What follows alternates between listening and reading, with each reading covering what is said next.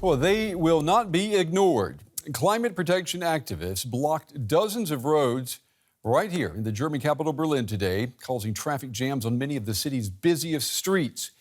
The roadblocks were in protest of the German government's climate policies, which the activists say do not go far enough to stop climate change. Some of the protesters from the group that's known as Last Generation, you see it right there, they glued themselves to the surfaces of highways. The protests lasted about an hour, causing huge snarl-ups in Berlin's traffic. And the tempers of some motorists, you can imagine, flared up. Unbelievable. Does everybody have to suffer because of them? It's unbelievable. Chaos everywhere. The whole city in chaos. Just lock them up. All right, I'm joined now by Josefina Schwenke. She took part in today's protest here in Berlin as part of the press team for Last Generation. She's also a research assistant at the Fraunhofer Institute for Solar Energy Systems. It's good to have you with us tonight. I mean, you saw that one gentleman there. He was irate with what you guys did today. Would you say that your protest was a success? Yes, we rate today's protest as very successful. Hundreds of people today went into peaceful civil disobedience by blocking the street to show the federal government that its climate policies is far from sufficient to protect our and especially the future livelihoods. We had protests at 27 places in Berlin, which is 3 times as many as the last protest phase. So our movement is increasingly growing, and we are really happy with this day. Josefina, you know, your action today, you purposely inconvenienced a lot of drivers. I don't know if you really got to the government, but you got the point across to a lot of people in their cars. Was that part of the plan?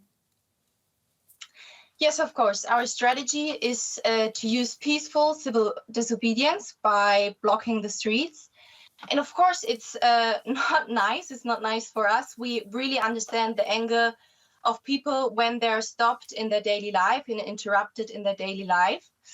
But as I said, we are not doing these roadblocks for fun, but because we see the means of peaceful civil disobedience as a very effective strategy of bringing the urgency of climate crisis back into the public eye and debate, and especially putting pressure not on the people, but on the government so that it has to comply with their own laws, which is the basic law of the federal constitutions, as well as the Paris Agreement. But I'm wondering, though, have you considered some unintended consequences here? I mean, you may be getting some supporters by what you did today, but you may also be alienating people. I mean, these drivers who were just fed up with you today, don't you need people like these drivers? Don't you need them to be on board with you and to be behind your cause?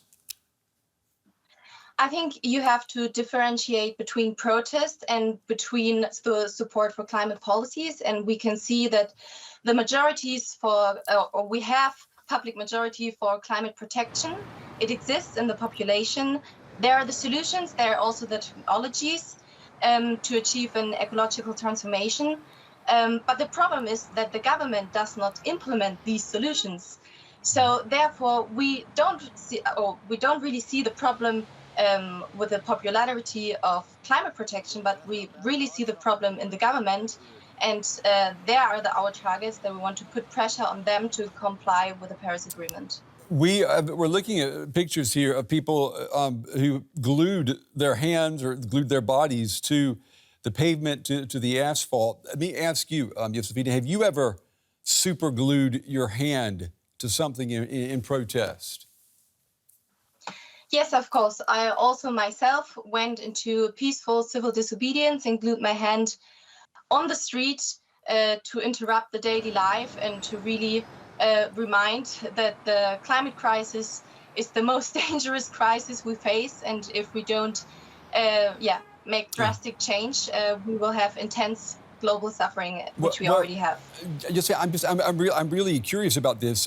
What happened to you once you had glued your hand to the street? What happened?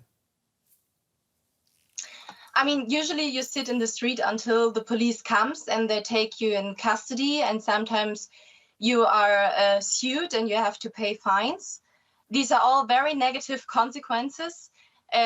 but we think that we have to endure these consequences to show that the climate crisis will surpass these very negative consequences by far than just paying a fine. Yeah. Let me ask you, Josefina, what happened though to your hand? I mean, obviously you're stuck to the pavement. What did you remove it, or did the police? How did you keep your hand with you?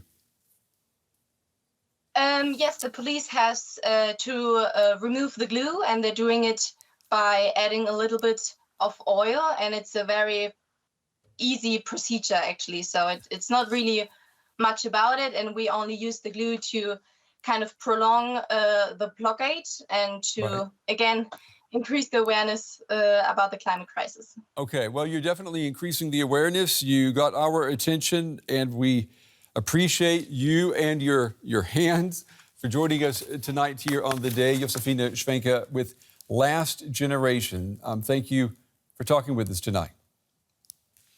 Thank you very much.